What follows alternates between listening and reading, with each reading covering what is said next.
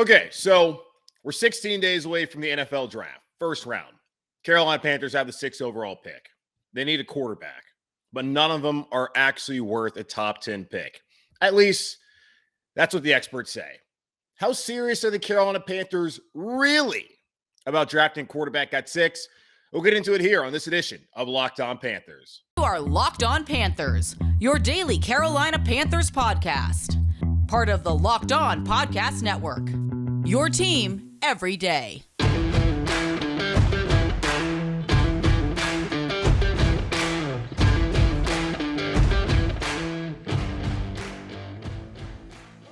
Welcome into another edition of the Locked On Panthers podcast, a part of the Locked On Podcast Network. I'm your host, as always, Julian Council, talking Carolina Panthers with you every Monday through Friday, your team every day here on the Locked On Podcast Network. Make sure to rate, review, and subscribe to the show on Apple Podcasts. Also, check us out on Spotify and wherever you get your podcasts, and watch the show and subscribe to the show over on YouTube. I think we're now over 900 subscribers, so thank you to all 900 of you and more who have supported the show, either by listening to it on your favorite podcasting platform or by watching the show on YouTube.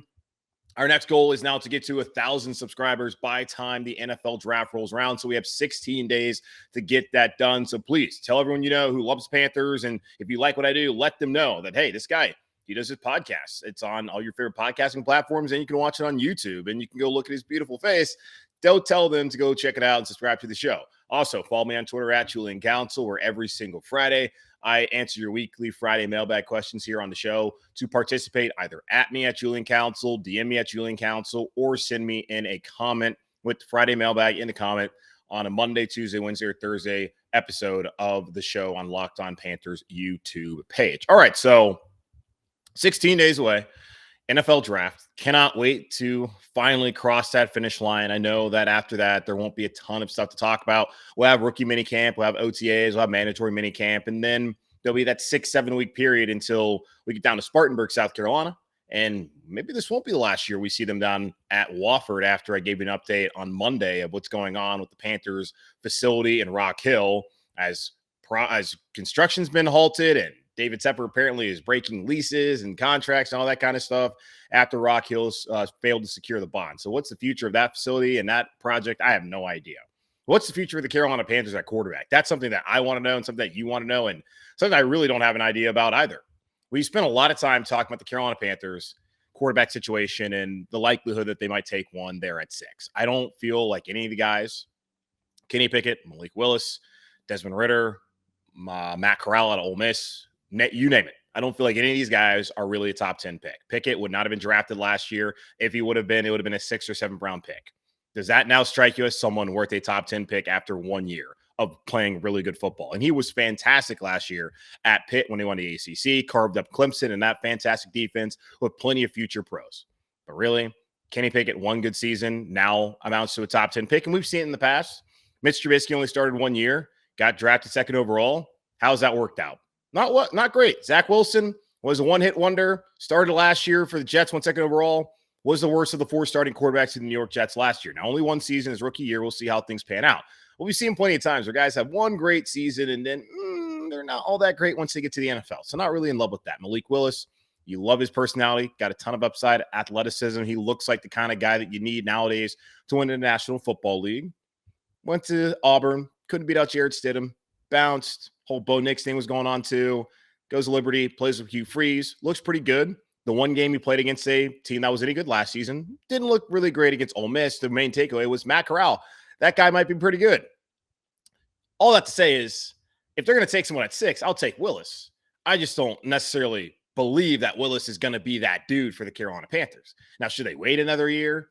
We don't know how the season's going to go this upcoming year. I think the offensive line is going to be better. Defense should still be good. Hopefully McCaffrey's healthy. Hopefully Robbie Anderson comes back and plays well. Wide receiver 3 emerges. And if that's the case, the Panthers are maybe looking at 8 wins next season. If you have an 8-win team, you're not going to be sitting there at 6th overall next season. So if they want to take a bite at the apple and try to get a quarterback, the time is now.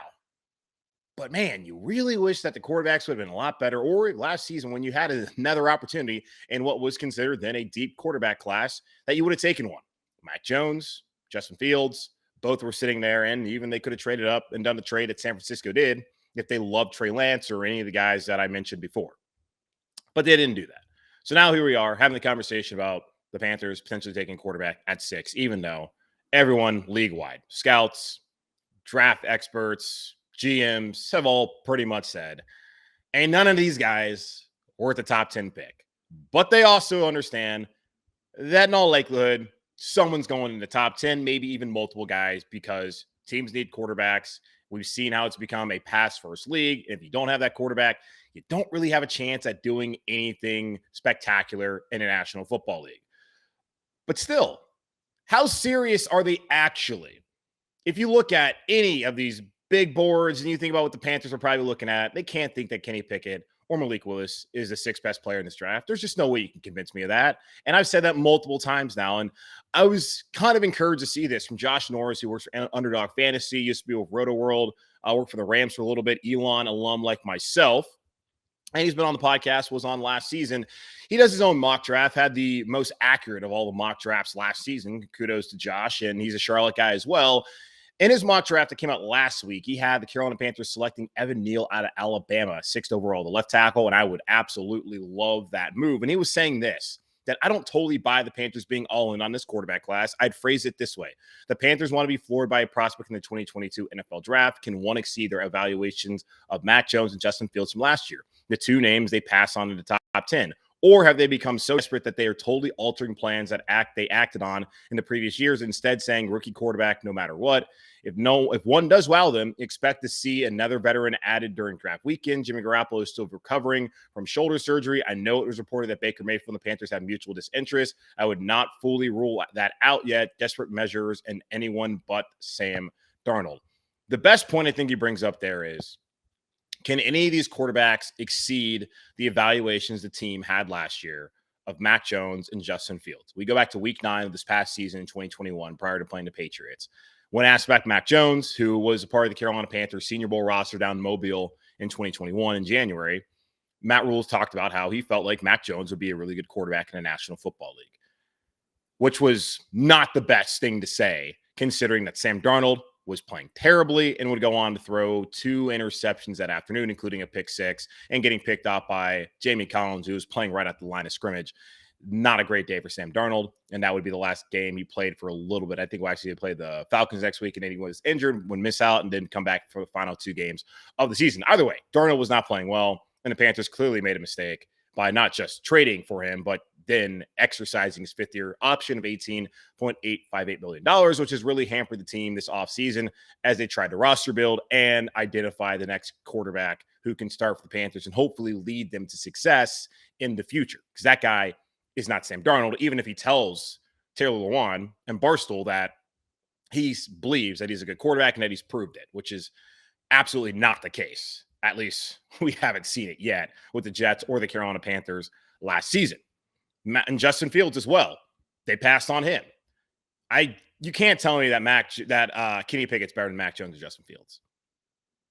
Even his one great season was not better than the one great season that Mac Jones had as a starter at Alabama. The only time he got an opportunity to start at Alabama. And I know I talk about guys who have won good seasons. And here's the thing. Like Mac Jones was behind Tua Tagovailoa.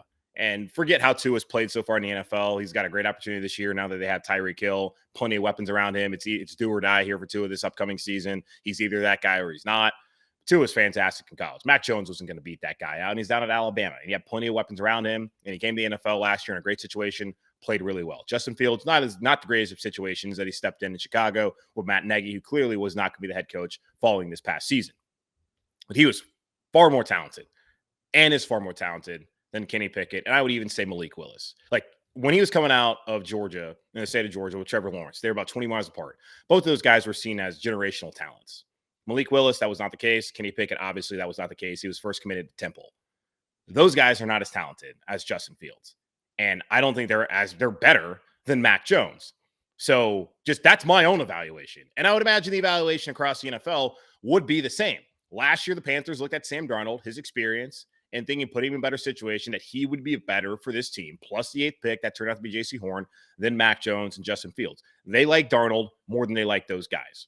If they loved any of the quarterbacks last season, they would have probably tried to do what San Francisco did and make sure that they got their guy. But that was not the case. They found someone they liked after whiffing on Stafford and Watson having his legal issues, and they landed on Darnold, which, as we all know, was a mistake. But you cannot sit here and convince me, and I don't know if you even believe this in your own heart, that Malik Willis or Kenny Pickett is better than Justin Fields or Mac Jones. Like, come on, guys. So how serious are they really about drafting one of these quarterbacks? Just when you look at how everyone is evaluating and how everyone is rating these quarterbacks compared to last season. And we'll see how it all pans out. We have a quarterback on the roster right now, Darnold, who was a part of a strong draft class, considering strong, in 2018. Baker Mayfield, no longer with the Browns. Josh Rosen, one and done with the Cardinals. Of course, Sam Darnold kicked to the curb in New York, looking like he's going to get kicked to the curb here in Carolina. Josh Allen's been fantastic, and Lamar Jackson's also been fantastic. Should get a contract extension soon. So 2 of the 5 were great. Although, I mean, Lamar was the last pick of the first round. So really 1 of the 4, the guys who were really highly touted in that first round, panned out. We'll see how last year works out, and we'll see how this year works out, where a class that's not highly rated likely could have 1 or 2 guys that turns out to actually be franchise quarterbacks. When you compare them to last year's guys, hard to tell me that the Carolina Panthers really believe that Kenny Pickett or Malik Willis are better than Mac Jones and Justin Fields, who were sitting right there at 8 last season. But hey, who knows? Now, top 30 visits are going on this week here in Carolina. They met with 2 potential quarterback prospects on Monday. We'll talk about the other ones that are going to be coming here throughout the next 2 days here in Carolina when we come back here on Locked On Panthers. BetOnline.net is your number 1 source for all your betting stats and sports info. Find all the latest sports developments, league reviews, and news, including this year's basketball playoffs and the start of the Major League Baseball season. BetOnline is your continued source for all your sports wagering information, from live betting to playoffs, esports, and more. Head to the website today or use your mobile device to learn more about the trends and action. BetOnline, where the game starts. Let me also say this when looking at this quarterback class and whether the Panthers are actually that serious about taking one of them at 6. It could all be a smokescreen. I don't know. Maybe Pittsburgh or Atlanta gets desperate. They want to move up.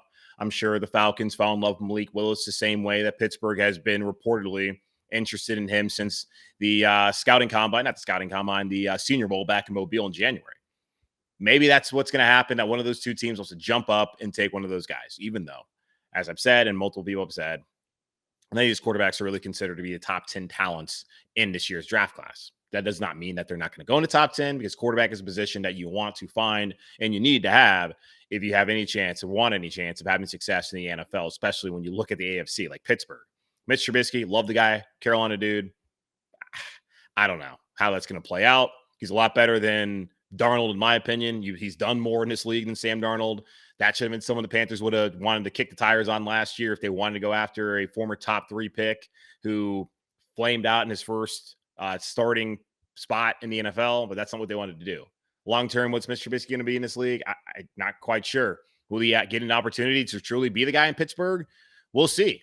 So maybe the Steelers are somebody who wants to move up. Maybe it's going to be, like I said, the Falcons who want to move ahead of Carolina to get their pick at quarterback, as Marcus Mariota is clearly not going to be the long-term answer. I don't think that the way the contract is laid out does not look like he's going to actually be given a legitimate shot to be the guy long-term there in Atlanta. And the politics of the NFL, as long as if he plays great, they're going to put the guy that they drafted at 8 or wherever to be the starting quarterback eventually. That guy is going to have to play. In the same case here in Carolina, if Sam Darnold all of a sudden starts playing well, it does not matter. If they drafted a quarterback, they're going to play that guy eventually, and Sam Darnold will not be the long-term answer in Carolina. And that could end up being a huge mistake in that crazy timeline, but I don't think that's the one that they live in. Now, also with the whole looking at quarterbacks here in Carolina and potentially getting a rookie, neither one of these guys is going to save Matt Rhule's job. And isn't that what Matt Rhule wants to do?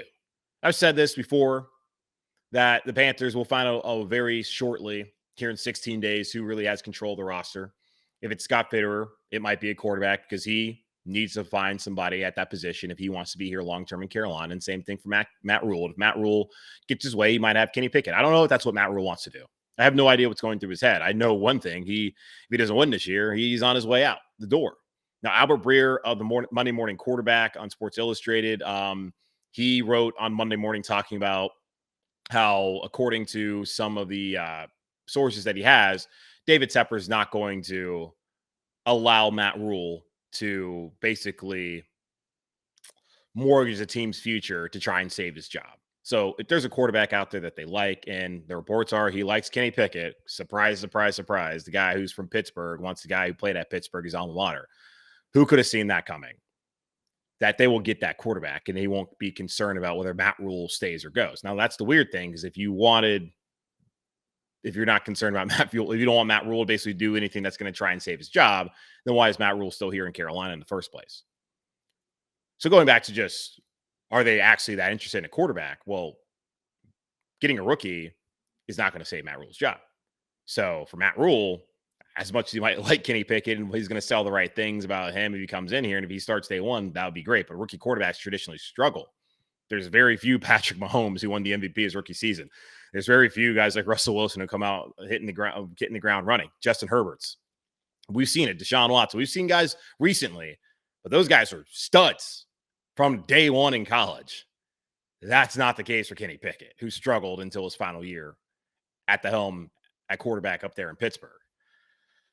So we'll see what happens. So going on, though, this week is the top 30 visits leading up to the draft here in a couple of weeks. Panthers are going to talk to 6 quarterbacks, going to meet with them here in Charlotte. They met with Sam Howell of North Carolina, a local kid, played at Sun Valley High School, and Bailey Zappe of Western Kentucky. Finally looked up how to pronounce his name, even though I don't think he'll be a Carolina Panther, but still showing some respect to Bailey Zappe, who started off at Houston Baptist, then the OC, went up to Western Kentucky, headed up to Bowling Green, Kentucky, followed him there, put up massive numbers, FBS record touchdown passes in a season, but that against Conference USA and not the Southeastern Conference like Joe Burrow, who we found out is that guy and led the Bengals to a Super Bowl, loss this past season.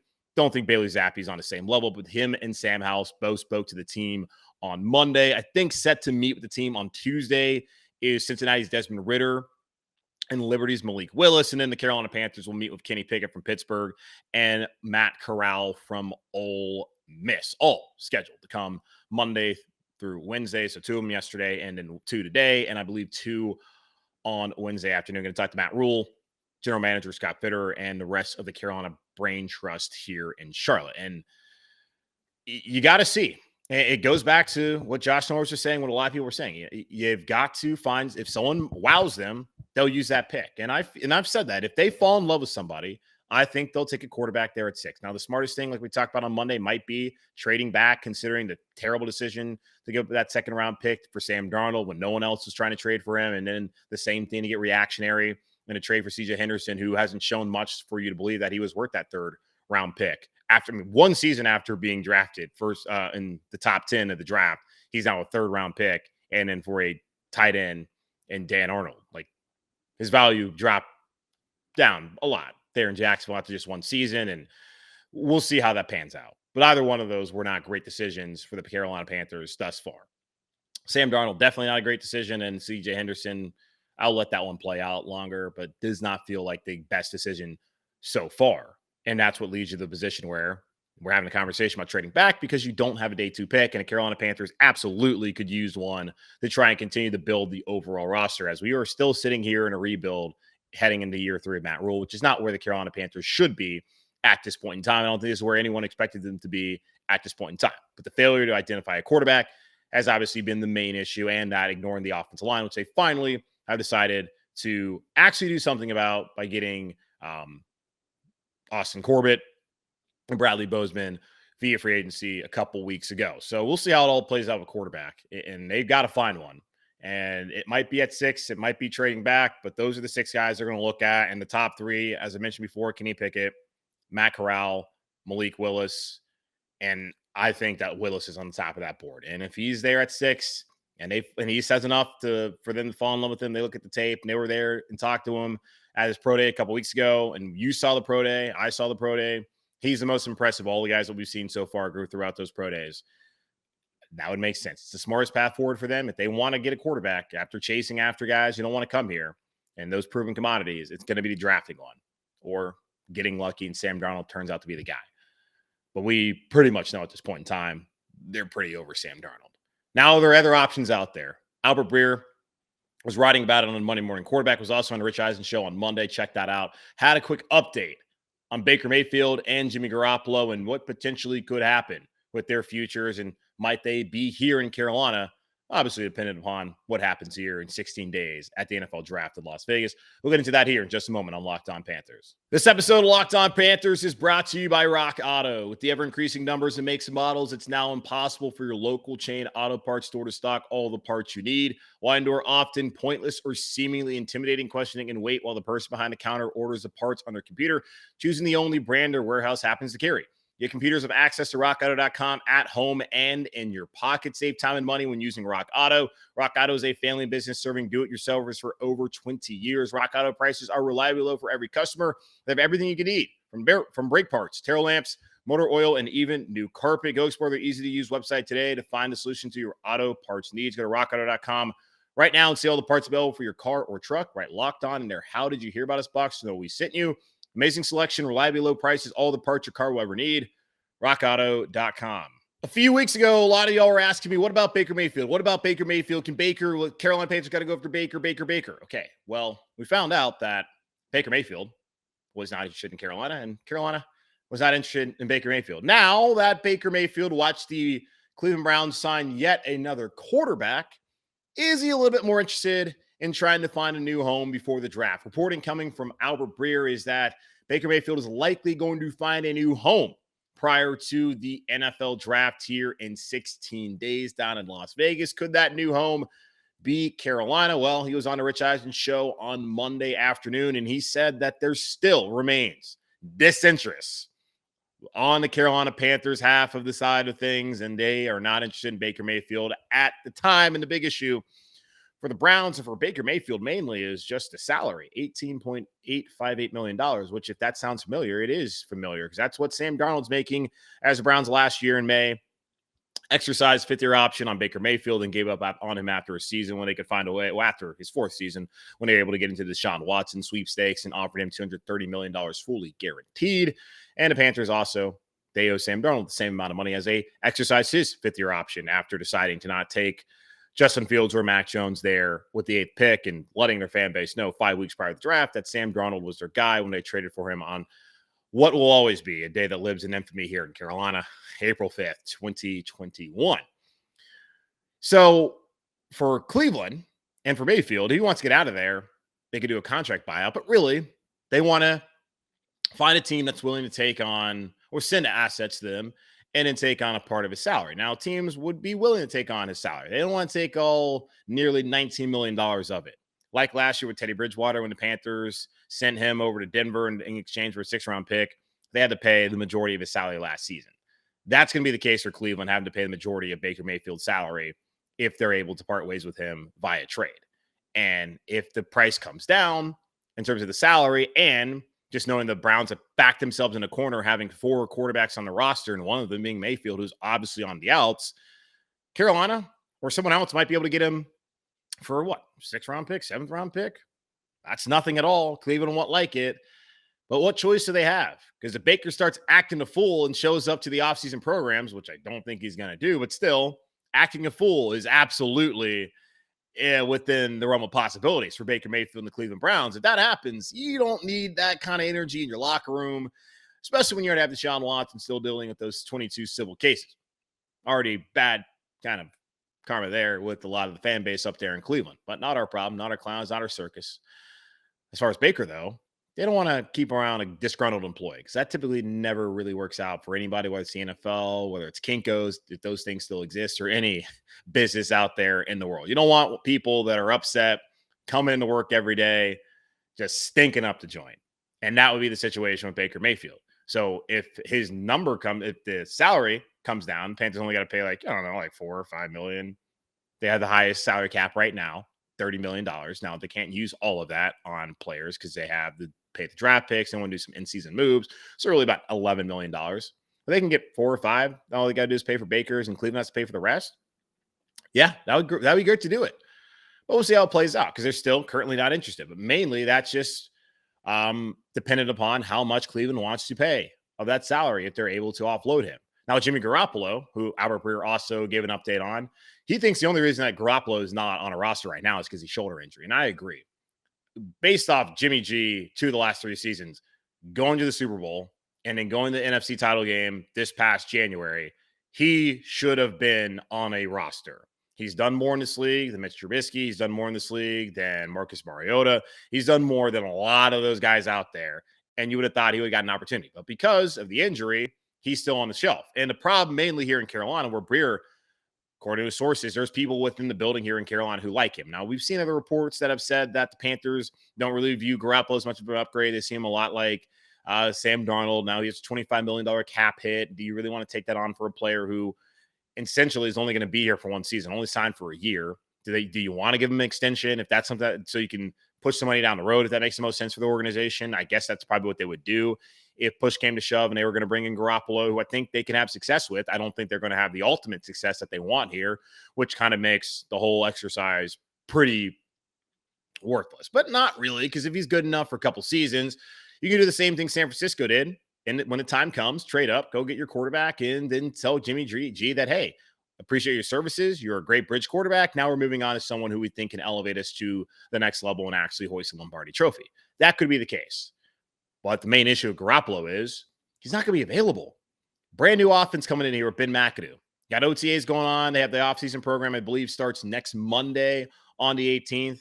That's when they really have an opportunity to start meeting face-to-face with the offense and with the defense and all that. But mainly on offense, Ben McAdoo can start talking to these guys. So they're trying to learn the offense. You want to have them out there in OTAs. You want to have them out there in mandatory minicamp. You want to have all that insulation ahead of time going in to manage. Then when you get down to Spartanburg, it's not the kind of, you're not behind the, you're not like falling behind on that whole stuff. Well, for Garoppolo, he's not going to be available, likely not going to be able to throw until, I don't know, June or July. And by that point in time, yeah, it might be well before training camp, but he hasn't been getting his timing down with his receivers and all that kind of stuff that's important to an offense and obviously for a quarterback in a leadership role. Now, everyone in San Francisco, they have nothing bad to say about Jimmy Garoppolo. Shanahan loves him as a person. Same thing with John Lynch, all the players. Everyone likes Jimmy. Like, there's no one out there that has a bad thing to say about him. So we're talking about leadership-wise. He's going to come in and would be a great leader. And of the two, like, I mean, Baker might be better. I've always loved Baker. I just probably would just prefer Garoppolo just based off of what he's done in this league. And I would rather have that for a couple seasons and then go find someone else down the road. Now, who knows? Maybe Baker might be the better option if he's an option at all. Well, the Panthers actually seem to be interested in Jimmy Garoppolo. The problem is the whole injury. So we'll see how it plays out.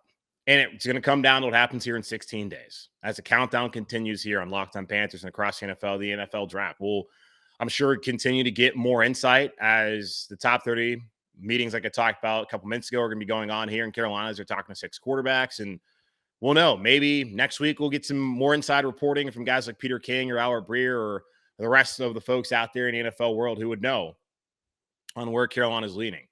I'm totally fine with the left tackle, and I would not really be convinced that they actually believe that Willis or Pickett is the 6th best player in this draft if they take him at 6. But I totally understand why they will want to do that, as they have to find a quarterback at some point in time. And, you know, the owner, David Tepper, doesn't have very much patience when it comes to construction and failure to issue bonds, as he doesn't have much patience when it comes to trying to find a quarterback. So we'll continue that conversation here throughout the week here on Locked On Panthers. That's going to wrap it up for me on this edition of Locked On Panthers. Again, make sure to watch the show and subscribe to the show on YouTube, and make sure to check us out on all your favorite podcasting platforms, whether it's Apple Podcasts, Spotify, Google Podcast, Stitcher, Odyssey, you name it. We are there. And follow me on Twitter at Julian Council, where every single Friday I answer your weekly Friday mailbag questions here on the show. So either at me, DM me, or send in a comment. Just title it Friday Mailbag on YouTube on Monday, Tuesday, Wednesday, or Thursday show. I almost forgot what came after Tuesday and before Thursday there.